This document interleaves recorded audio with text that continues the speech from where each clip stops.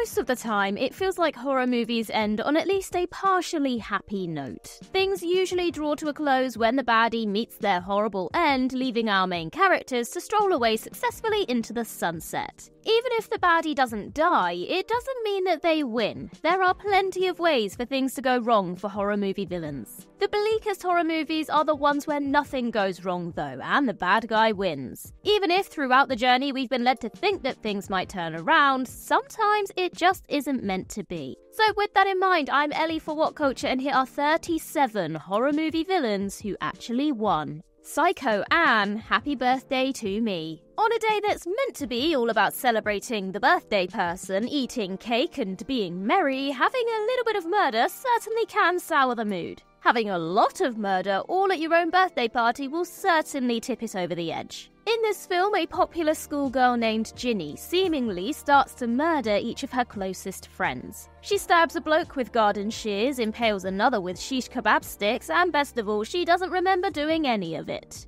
She fears she is killing her mates whilst experiencing blackouts, and her therapist can't seem to help her. It all comes to a head when her father returns home and finds Ginny has arranged her friends' corpses at their dining room table, singing happy birthday to herself. She slashes his throat before we notice that around the table is seated another Ginny. Turns out that the one doing the killing has been Ginny's friend Anne, who resents Ginny because she ruined her last birthday party. Anne rips off her prosthetic mask and fights the real Ginny, accidentally being killed in the process. The cops arrive just in time to see the real Ginny, knife in hand, surrounded by all her dead friends, and Anne successfully manages to ruin Ginny's life, framing her for serial murder. Satan, the house of the devil. Admittedly, it's a bit of a tired trope in the scale of things, but the oh, and now you're pregnant with the Antichrist bit never fails to get a reaction. This is especially true when you drop it right at the end of the movie, just when the audience thinks that all is said and done. Throughout the film, student Samantha comes to realise that the family she is babysitting for isn't what they say they are.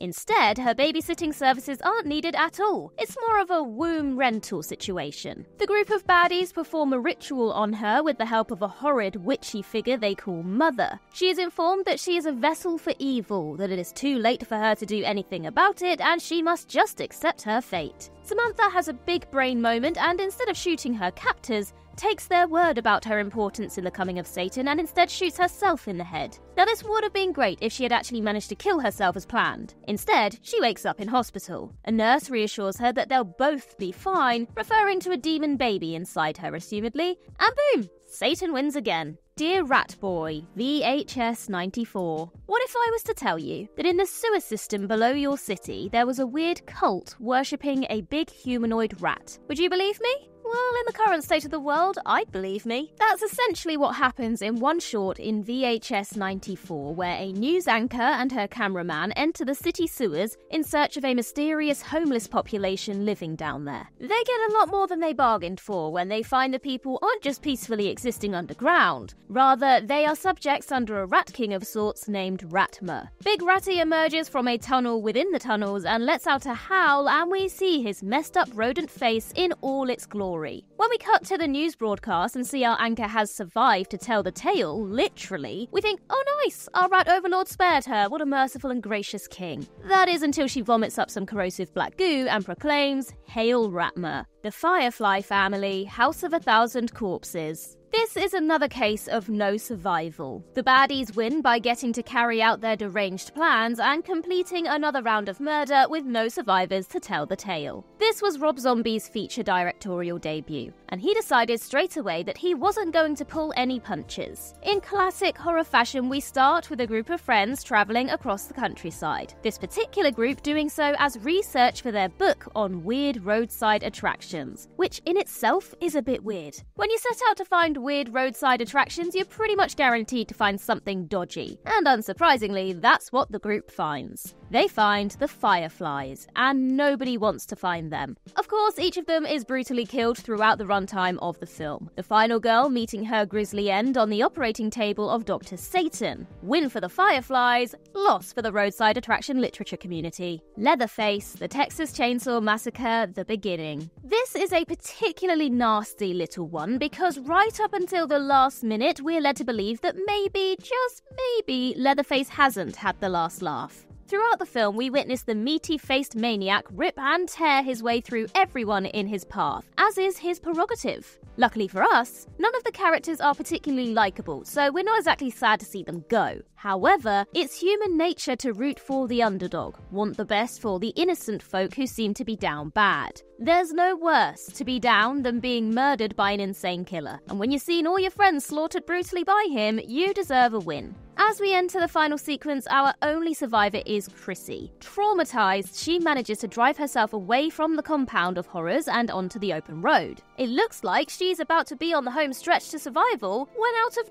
nowhere, Leatherface rises up from the back seats and skewers her. Safe to say, the bad guy won this one. Calvin Life. Named by a group of kids, Calvin is intelligent alien life in the form of multi-ability cells. It consumes flesh, is incredibly violent, and seems to have one goal and one goal only: do exactly what the space crew want it not to do. Whether Calvin knows exactly what it wants or not isn't entirely clear. We're not sure if it knows it wants to get to Earth or knows what exactly Earth is, but we know that Calvin wants to munch its way through any human life it can get hold of. Despite all the crew's best efforts to save the ISS, save the rescue ship, even save themselves, Calvin manages to outsmart them all. It's actually not a very good reflection on a bunch of astronauts that they can be outsmarted by a blob that uses the same cells to think as it does to respire. A dramatic ending reveal shows that of the 2 escape pods launched by the surviving crew, the one containing Calvin is the one that managed to make its way to Earth. Fishermen bust open that baby and thus unleash Calvin onto the population. Big win for Calvin. The densely packed Earth is going to be like one big buffet for it. Leatherface, again, the Texas Chainsaw Massacre 2022. Not everyone has to die for it to be considered a win for the bad guys. If there's a bigger goal here, then they can technically still win even if some people avoid the clutches of death. That's what happens in the newest Texas Chainsaw Massacre. The baddie wins on a number of fronts, conceding total wipeout, and we as the audience still lose because we watch the movie. The plot sees a group of young people move into a deserted old town with intentions to gentrify it up real nice for all their yuppie friends to move in and create a cool, hip, vibing community out in the sticks.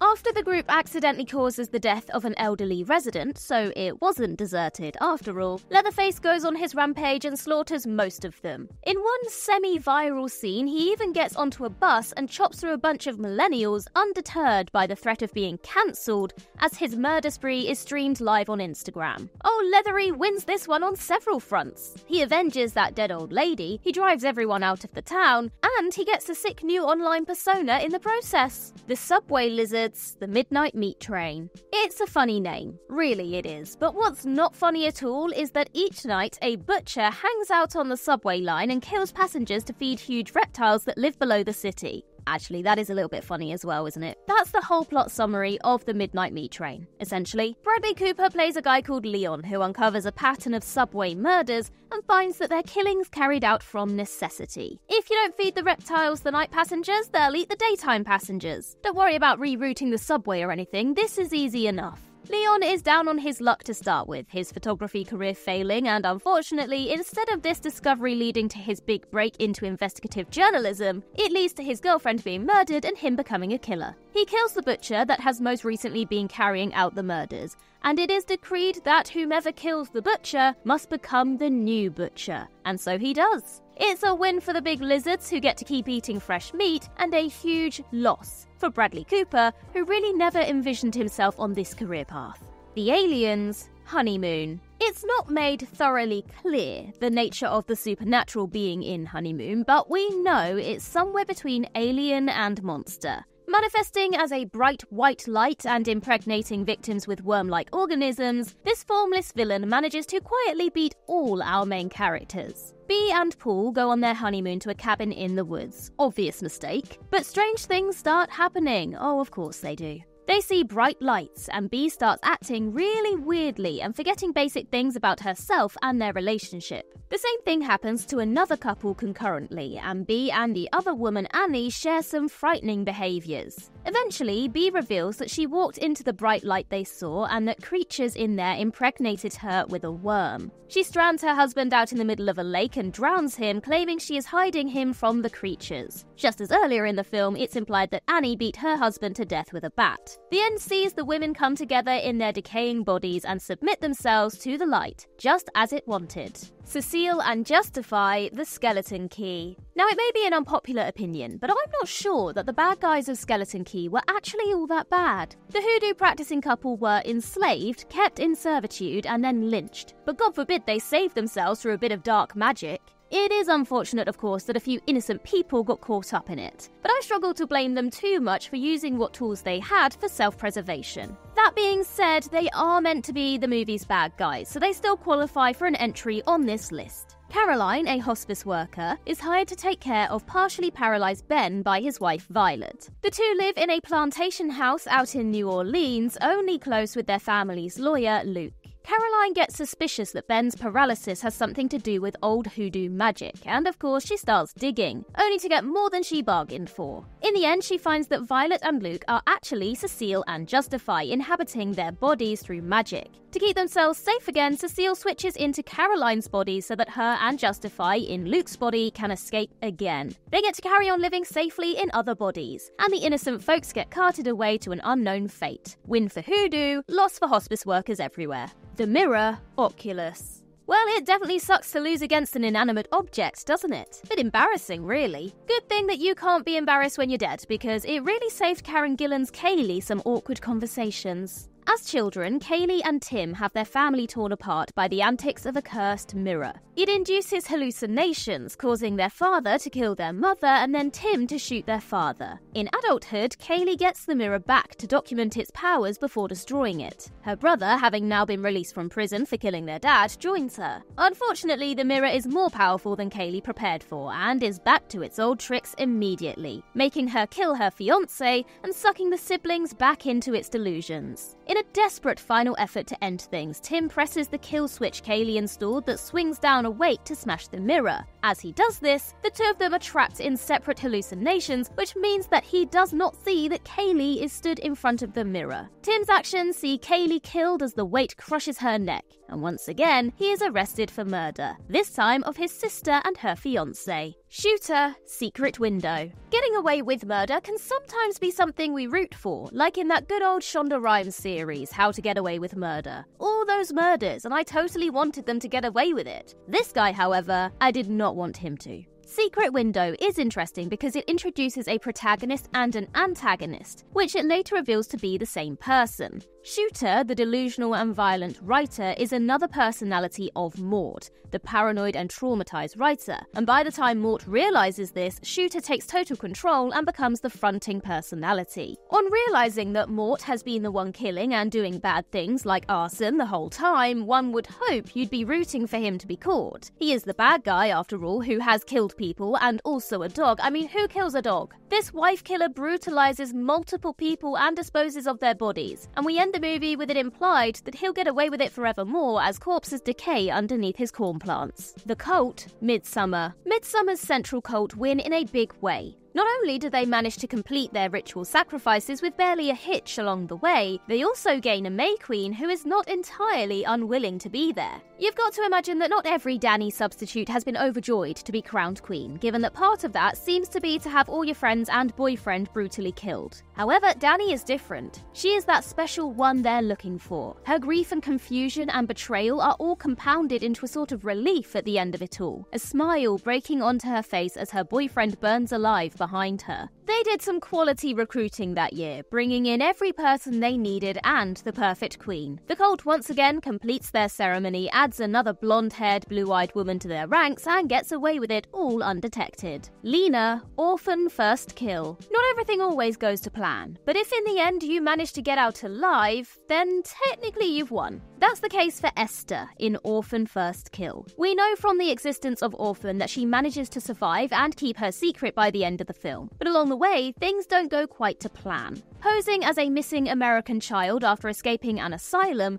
she is reunited with the parents of Esther and incorporates herself into family life. Her mother grows suspicious as Esther has forgotten key details about her life before and seems to have developed an uncannily good painting skill. This doesn't bode well for Esther, and she ends up ruining it all for herself when her false teeth fall out and her trusting father realizes she's not who she says she is. So it's not gone perfectly. She isn't part of an American family living happily ever after, either. However, she does manage to kill off old mum and dad and head on to the next family, alive and unscathed, so in the end, she still got her way. Mary Shaw, dead silence. One of humanity's biggest mistakes was creating ventriloquist dummies, and I will stand by this statement to the end. Dead silence is the perfect illustration of why these things are so goddamn scary, and its ending will solidify in you forever a deep-seated hatred of them. The big bad of the movie is Mary Shaw, a long-dead ventriloquist who collected dolls and treasured them as her own children. After a child's disappearance, Shaw was blamed and killed, and in the years since has been haunting the bloodline of those who killed her. Main character Jamie claws his way to the end of the film only to lose not just his pregnant wife, but his father too. In fact, he even finds that his father has been dead for ages already and was being puppeted by a massive possessed doll controlled by Shaw. The movie ends with Shaw getting her ultimate revenge, killing Jamie off, and adding him to her collection of human dolls. Lucifer, the Cleansing Hour. It's not all too frequent that we see the villain win and take over the world. It's hard to have that large an impact. The world is a big place. However, if you're set on world domination, then the obvious place to start is on the internet. The Cleansing Hour follows an online show that depicts a weekly exorcism. Obviously, these exorcisms are all fake, but when a host's fiancé has to step in for that week's actor, things start going wrong. It becomes clear that she has somehow become possessed for real, and after killing all the crew but the two hosts, she makes them spill all their secrets. They admit that the show is fake, that in the past one of them committed a murder, even that they turned a blind eye to known abuse in the Catholic Church. Eventually, the demon reveals itself as Lucifer, and uses the stream to possess every viewer currently watching, which at that point is almost 20 million. Around the world, the possessed viewers attack mindlessly, and the film closes as the world succumbs to senseless violence. The aliens, the seed.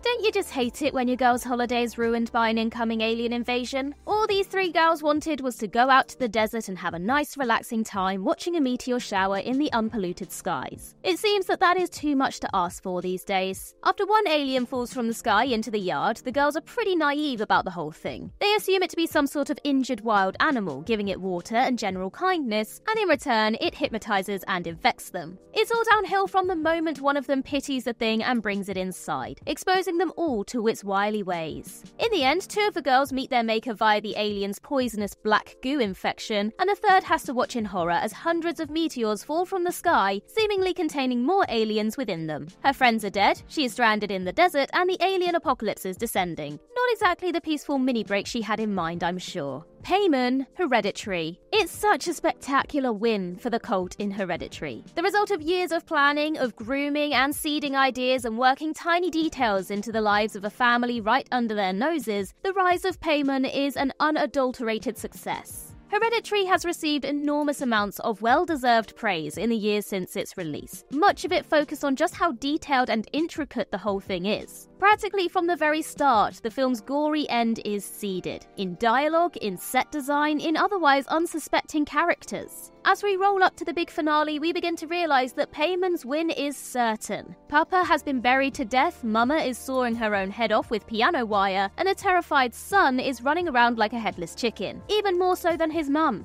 After he takes a tumble from the window, the whole deal is done. We witness the treehouse filled with cultists, his dead sister's severed head, the glowing light of a rising demonic force. It's perfect, it's powerful, and it was almost completely inevitable. Louis Cypher, Angel Heart. Before he was a wrestler, and definitely before he had a falling out with Marvel, Mickey Rourke was starring in this psychological horror from 1987. Here, Rourke plays Harry Angel, a private investigator hired to look into the disappearance of a singer named Johnny Favourite. Through a long, twisted, and often sickening series of events, Harry discovers that he is in fact the missing man, and that he entered into a bargain with Satan himself to gain his notoriety. Now, Angel is originally hired to track down Favourite by Louis Cypher, played by Robert De Niro, and in the film's final stages, it's revealed that Cypher is actually the devil who's come to collect Harry's soul, as promised in their deal. Which you probably should have seen coming this whole time, because I mean, look, Louis Cypher, Lucifer, do you get it? Oh, it must have been so much fun being a writer in the 80s and 90s. Anyway, the film ends with Harry descending in an elevator all the way down to hell. Cypher got what he wanted, despite the detective's best efforts to avoid him, and he got to inflict a little bit of extra mental torture on the poor bloke as a bonus. So, all in all, a good day to be the devil. Lord Summerisle, the Wicker Man. And no, we're not talking about the Nick Cage version here. There shall be no mention of bees in this entry. End of. Now, the original and still excellent 1973 version of The Wicker Man sees a strictly religious policeman, Neil Howie, travel to a remote Scottish island to investigate a missing girl. When he arrives, he finds that the inhabitants have converted to a form of paganism that involves making human sacrifices in return for a bountiful harvest. Heading up the new religion is a Lord Summerisle, played by the tremendously demented Christopher Lee. His family were the first to introduce paganism to the island, and Howie suspects that he is the one responsible for kidnapping the girl. However, it's later revealed that the young woman was never the intended sacrifice at all, but rather Howie was. Despite the cops' pleas that killing him won't save their crops, the villagers just do it anyway, burning him alive in a giant Wicker Man statue. Now, you could argue that Summerisle didn't really win in the grand scheme of things because the crops will fail the next year and he himself will be sacrificed, but let's just focus on the events that transpired within the film and be happy about it. Damn it, I was so close! Peter and Paul Funny Games. Funny Games is funny, but not funny haha. Not funny like a clown, like it doesn't amuse you, it's funny disturbing. Either the 1997 Austrian original or its English language remake from 2007 will suffice when studying this dark and strange home invasion horror from the mind of director Michael Haneke. A suburban family is taken hostage by two deranged young men who force them to partake in sadistic games in exchange for their freedom. And unfortunately, the adults in the family don't adhere to all of Peter and Paul's rules, and as such, their young son is killed. Either version of the film is completely tragic as you watch the helpless parents grieve for their child.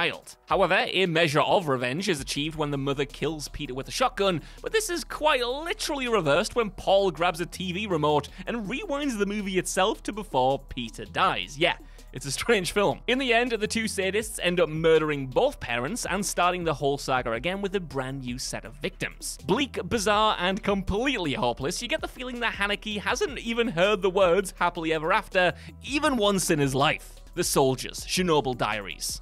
Dark tourism is a very real phenomenon where people take pleasure in traveling to locations often associated with famous tragedies. But this idea is skewered in the 2012 horror Chernobyl Diaries. Here, a group of American travelers sneak past some soldiers guarding the abandoned nuclear facility that is now synonymous with the infamous 1986 disaster. Once inside, the clueless thrill-seekers discover more than just the ruins of the plant though, as the entire area has been overrun with bloodthirsty mutants, and their little jaunt has now become a fight for survival. Only one of the Americans, Amanda, lives through the mutant attack and subsequently wakes up in hospital, where she's told by the doctors that the creatures that killed her friends are actually former patients at that facility. Amanda thinks she's gotten away with it until more soldiers arrive and say that she knows too much, and as such, she's then fed to the mutants, ensuring that the military secret, well, remains a secret. Charlie the Gallows.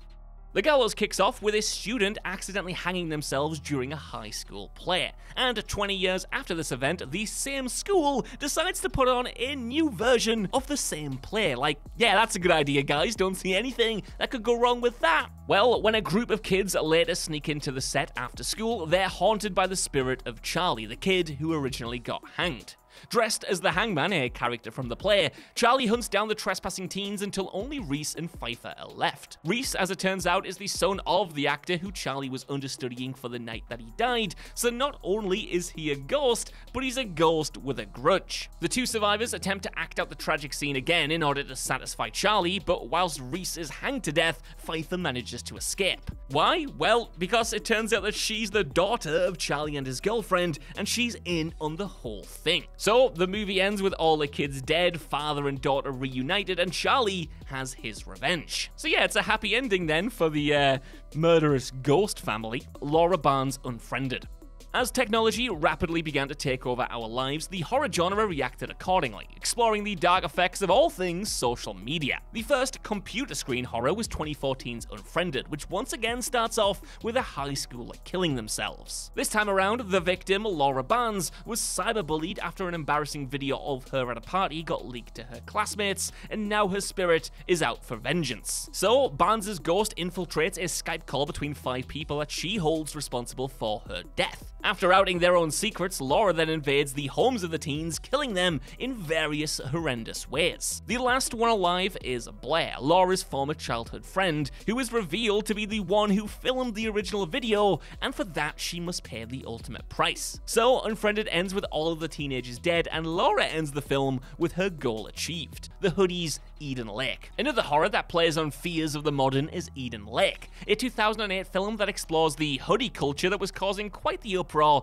in late noughties Britain. And in hindsight, it is kinda easy to mark down Eden Lake as being a middle-class conservative nightmare writ large, with its one-note antagonists who are just a group of violent teenagers who kidnap and torture the nice couple, Steve and Jenny. Still, its uncomfy class politics aside, this is an effective horror. And after the thugs murder Steve, Jenny does the first thing anyone would think of when being accosted by youths: she goes and tells their parents. Well, not on purpose. See, Jenny, distressed and bloodied and having just killed one of the kids, accidentally arrives at the home of the gang's leader, Brett. After telling Brett's parents what had happened to her without realizing who they actually are, she thinks that she's safe. But oh boy, how wrong she is. See, it turns out that the parents are all too aware of their son and his friends' wrongdoings, and they'd rather just cover it up and pretend it never happened. So, in a harrowing final scene, they subdue Jenny, delete the evidence, and take her away to God knows what fate. John Kramer, Saw. Tobin Bell had it pretty easy in the first Saw film, didn't he? He spends most of it either lying down or tucked up in bed, and he's considered one of the most iconic horror villains of all time. That's good going. Well, one of the reasons why Bell's character John Kramer has achieved such a status is because of the genius twist ending to that original Saw. See, Kramer, who has been lying dead on the floor of the prison room for the entire film, eventually reveals himself to not only be alive, but also to be the mastermind behind Adam and Gordon's entrapment. The Jigsaw Killer's plan worked to perfection. The police spent the entire time thinking that Zepp was the man they wanted, but in reality, Kramer's devious plot went off without a hitch, and the film ends with him leaving Adam to die in the room alone. As warped as his motives were, Kramer wanted Adam and Gordon to suffer, and suffer they did.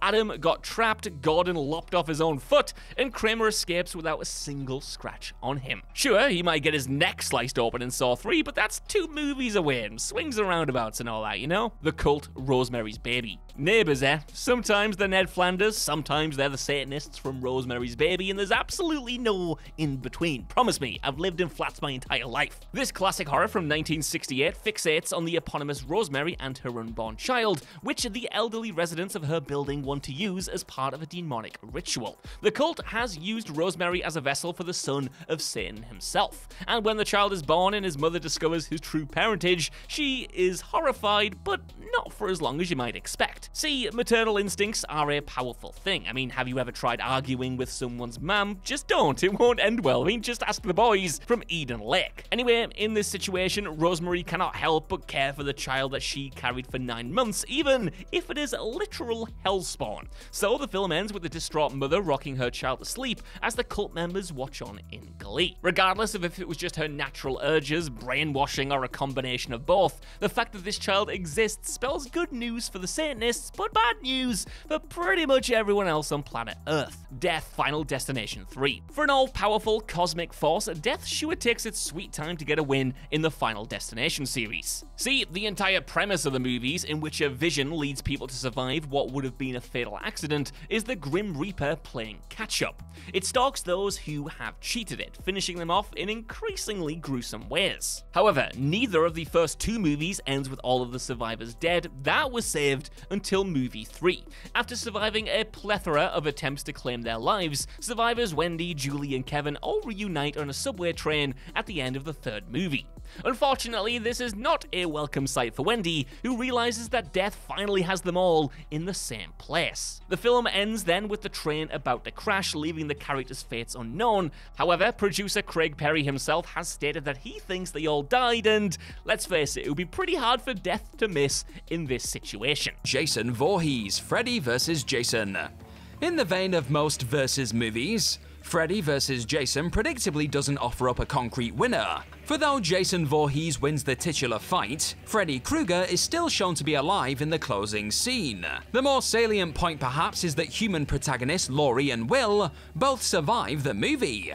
earning the distinction of prevailing over both horror icons. Huzzah! But for fans who dared to read the comic series Freddy vs. Jason vs. Ash, it reveals that Laurie and Will weren't entirely free and clear of Jason's trusty machete. In the comic, Laurie and Will go to Crystal Lake in an attempt to put their trauma to bed once and for all. Yet Will predictably ends up torn in half by Jason, while Laurie catches a machete to the skull, ensuring that their victory was in fact rather short-lived.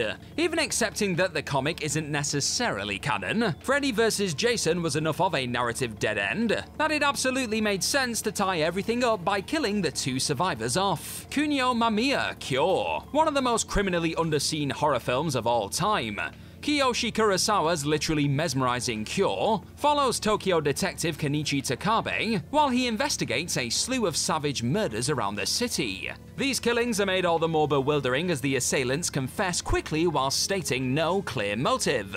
We eventually find out that the man responsible is Kunio Mamiya, who has used his study of hypnosis to plant suggestions in the killers' minds, compelling them to commit the murders. In the finale, Mamiya flees custody, after which Takabe hunts him down and shoots him in a tense confrontation. Though that might seem like a pretty cut-and-dried victory for the hero, as Mamiya dies, he draws an X in the air, which has been a recurring symbol found on his victims throughout the story.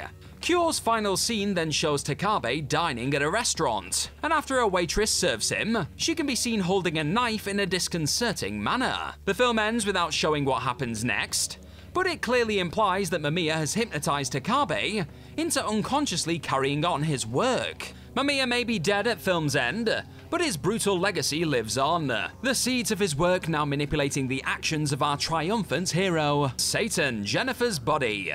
Though we don't ever actually physically see Satan in underrated horror comedy Jennifer's Body, the old guy downstairs is nevertheless behind all the macabre goings-on. After all, Jennifer only becomes demonically possessed after a local band, Low Shoulder, offers her to Satan as a virgin sacrifice in exchange for fame and fortune. The only snag? Jennifer isn't a virgin, so while the sacrifice still works, she gets to stick around as a permanently possessed succubus. At film's end, Jennifer's best friend Needy kills her, in turn destroying the demon. In the final scene though, Needy, who now manifests her own demonic abilities after being bitten by Jennifer, avenges her by hunting down Low Shoulder in their hotel room and slaughtering them.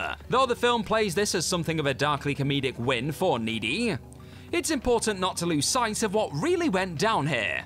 Namely, Satan got his intended sacrifice, all while Needy is left on the run from the authorities with the entire world believing she is a murderer, and zero possibility of her ever being able to prove otherwise. Dr. Anton Phibes, the abominable Dr. Phibes. A big old deep cut now, with 1971's Vincent Price starring horror comedy The Abominable Dr. Phibes. The film revolves around Dr. Anton Phibes, a bereaved man who seeks revenge on the medical team he blames for causing his wife's death during surgery. Phibes subsequently sets out to kill every medic he believes to be responsible, and for good measure the kills are modelled after the 10 plagues of Egypt, because why the hell not? By film's end, Phibes has murdered all of his intended targets save for the head of the medical team, Dr. Phasaelius, who, though surviving to the end of the movie, has been left thoroughly traumatized. By seeing so many of his colleagues die and almost witnessing Phibes kill his own young son, it's clear that he's going to be totally broken forevermore. As for Phibes, he appears to perish in the final moments, embalming and entombing himself with his late wife, only for sequel Dr. Phibes rises again to have Phibes return from the dead to continue his macabre ways. Thanks for checking out this video today, folks. Hit that subscribe button down below for more frightening what culture stuff in your life. Luke Lerner better watch out.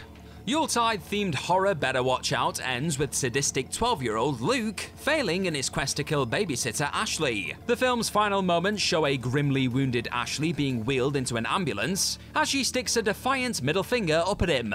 This seems to imply that Ashley will notify the authorities of Luke's guilt and ensure that he's brought to justice. Except the movie's mid-credits scene makes a decidedly bleaker suggestion. In this brief sequence, Luke asks his mother if they can visit Ashley at the hospital to check up on her, making it clear that Luke intends to finish Ashley off before anyone can suspect him. While this scene appeared to set up a sequel, given that it hasn't materialized in the 8 years since Better Watch Out's release, it seems unlikely to ever come to fruition. And so the grim likelihood is that Luke did manage to take a gravely injured Ashley out. And that's that. Dr. Ellie Staple, Glass. M. Night Shyamalan's Glass wraps up in deeply polarizing fashion, with all three superpowered protagonists, the Horde, Mr. Glass, and David Dunn, all being killed off. The film's categorical hero, Dunn, is drowned in a puddle by a SWAT team member at the behest of Dr. Ellie Staple, who reveals herself to be Glass's true villain, a member of a secret society which has been suppressing the existence of superpowered people for millennia. Yet the final scenes seem to offer something of a posthumous victory for the supers, as it's revealed that Mr. Glass had footage of the fight between the Horde and Dunn live-streamed to the internet. This seems to put the kibosh on Staple's plans to keep the supers under wraps then, except that Shyamalan has a rather optimistic interpretation of how such a video would actually be interpreted by the world at large. Sure, there are many who simply believe everything they see online, but in a so-called post-truth era, where anyone with a smartphone can easily fabricate such a fight, would people en masse really accept that it was real? Would it be easier to believe that superpowered people exist, or that someone cooked up a well-made hoax? In an era where AI is now muddying the waters more than ever, it's simply impossible to believe that such a video would ever have the tectonic global ramifications that Shyamalan's ending readily implies. The Bears, Cocaine Bear. Granted, Cocaine Bear walks a fine tonal line where the titular coke-huffing bear isn't so much villainized as presented as an unexpected force of nature. After all, can you really blame the bear for hoovering up a ton of nose powder which was unceremoniously dropped onto its turf? All the same, the bear does threaten the lives of most all the movie's human characters. And while the quote-unquote good ones largely manage to escape in one piece, the ending leaves things hugely up in the air. While in real life the bear quickly died of an overdose, the film diverges from history. The final scene implies that the bears are about to pounce on a tourist trekking through the Chattahoochee-Oconee National Forest. And on a wider level, this suggests that anyone going for a hike or camp in the area is likely to find themselves killed and devoured by a trio of coke-addicted bears. Lovely. Gabriel, Malignant. Malignant's utterly loony twist reveals that the movie's shadowy serial killer, Gabriel, is actually protagonist Madison's parasitic twin brother, the vestigial remnants of whom have laid dormant within Madison's own skull. And when Madison's abusive husband pushed her into a wall at the start of the film, this awoke Gabriel, who then embarked on a killing spree while effectively possessing Madison's body, piloting her from the back of her head, explaining why Gabriel's movements are so uncannily jerky. At film's end, Madison manages to take back control of her body and lock Gabriel into a mind prison of sorts, promising that she'll be ready for him if he ever breaks out. It's a seemingly happy ending then, no matter that it completely ignores how, as far as the outside world knows, it was an insane Madison who carried out the several dozen deaths actually caused by Gabriel. It's intensely unlikely, even impossible, that the law will believe Madison's tale, even with medical documentation of her condition. And so it's far more likely that she ends up thrown in a psych ward for life, if not executed for the killings. While Gabriel doesn't accomplish his operating goal of taking permanent control of Madison's body, he's at least ensured that if he's going down, she's sure as hell going down with him. Professor Solomon, Urban Legend's Final Cut. Urban Legend's Final Cut concludes with the killer being unmasked as Professor Solomon, who is incapacitated at film's end and finally revealed to be heavily sedated at a mental institution. However, the final moments show him being attended to by a familiar-looking nurse. Why, that's Brenda Bates, the psychotic killer from the first movie, who is apparently still at large and doing her thing. She says to Solomon, "I think we've got a lot in common," before looking knowingly at the camera, seeming to tee up a third film in which Solomon and Bates team up for another round of killing. The third entry, Urban Legend's Bloody Mary, however, ended up being entirely unrelated to the first two films, sadly leaving fans to ponder what this dastardly duo actually ended up getting up to. All the same, given how slippery and capable Bates has shown herself to be up to this point, it's pretty fair to assume that she and Solomon had quite the ball.